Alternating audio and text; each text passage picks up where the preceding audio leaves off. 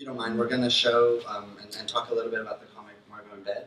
I think it's probably the most different from the things that some of the fans know about your work through Stephen and the other shows. So you sent me some pages that we'll show, and we've talked about it a little bit. And I was actually really surprised. At first I thought, oh my gosh, this looks so different. Like, did Rebecca draw this? Also, it's amazing. But like, and very strange, but also just very different from, I think, the Stephen visuals that I'm used to. But then I was looking through your Tumblr, sorry, I went deep into the Tumblr, and I found some of these older sketches that were from when you were, I assume, working on the pitch or the pilot for the original Stephen show. And there was a connection in a way in the line work and the details to some of this later work. So I was wondering, I see some of the DNA in these sketches here. So here's some of the drawings that you shared with me. Is this your natural style? Is this true Rebecca Sugar style? Or what is this work, and how does it relate to sort of your other things? I mean, I think there's really, it's hard to say. I think there's no such thing really. I don't really believe in a natural style. I think that, a person's style, well, I'm popping my peas. A person's style, is who they are, and if it's not, then it's phony. I mean, it's your style is your personality. I think when I was working on this, I was really trying to work on something. I would work through something, figure something out. I think at the time, in comics, I never drew women, and one of the things I was determined to do with this was sort of learn how to do that. I was also really interested in Klimt's line drawings, and I wanted to learn about that. And I wasn't super good at background, so I was really trying to sort of grid everything out. And I was interested in all these sort of old odalisque paintings, which I was studying, which some of those ended up being incorporated to like the house in Stephen. There's architecture from a lot of things I was referencing for this at the time.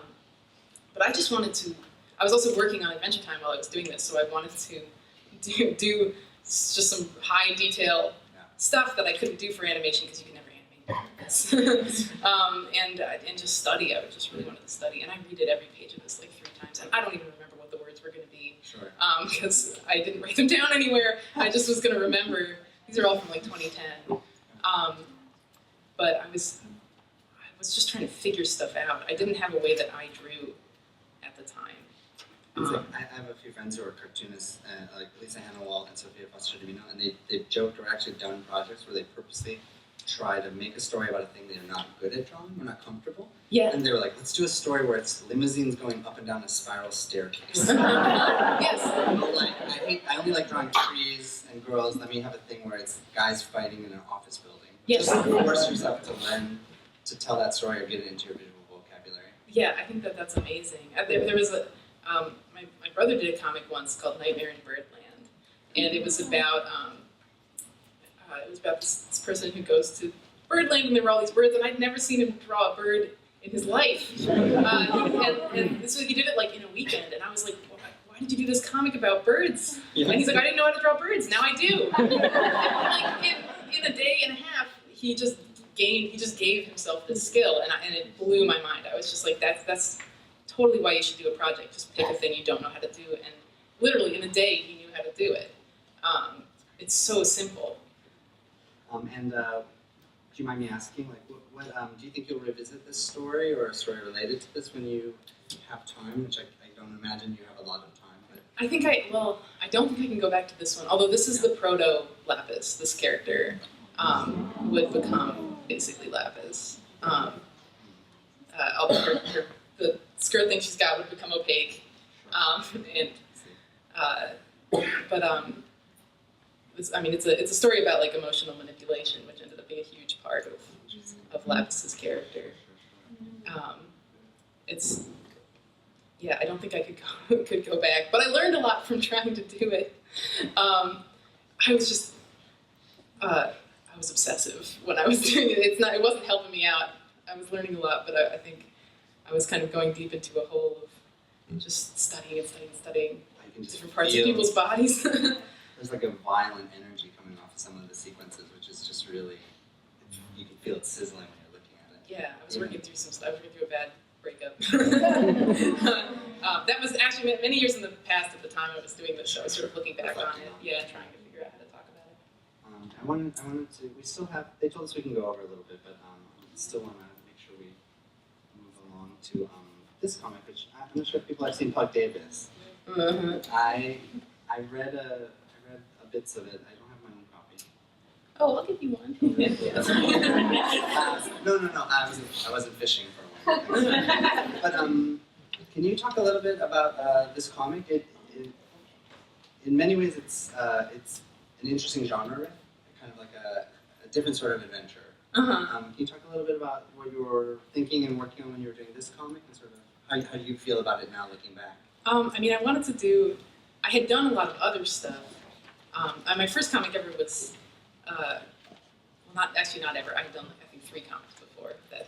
But I did a comic called Margo and Dread, which is Margo in Bed was supposed to be a sequel to Margo in Dread, which is sort of, actually, in a lot of ways, Margo in Dread is like a proto-Stephen, because it's about a kid who helps a bunch of teenagers with their problems. But then after that, I'd done a lot of this sort of interpersonal, light, fluffy stuff, and I was like, I want to do like a pulpy space thing.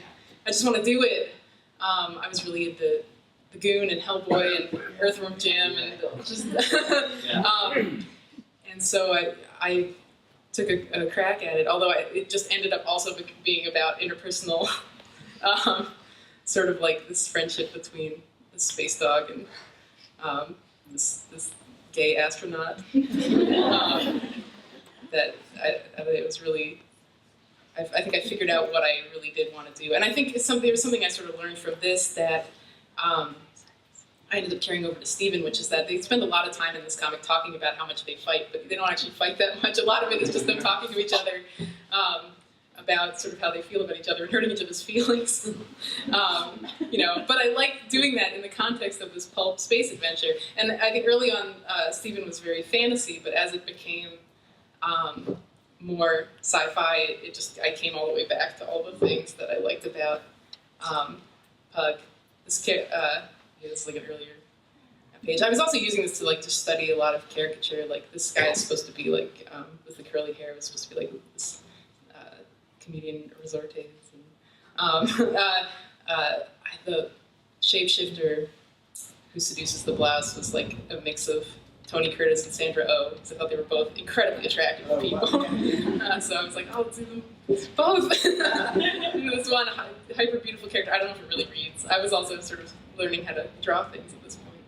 I spent forever on the inks. I would like spend a night just inking Blouse's hair, and the sun would come up, and I'd be done with his hair, and nothing else would be inked. It's a great reminder for people who are learning. Is like you don't just become good at the thing. You have to actually make comics along the way to actually learn how to be a cartoonist. Yeah. It's a great reminder for everybody who's interested in doing it themselves. The best thing you can do is actually just start making the comics you want to see, and you'll figure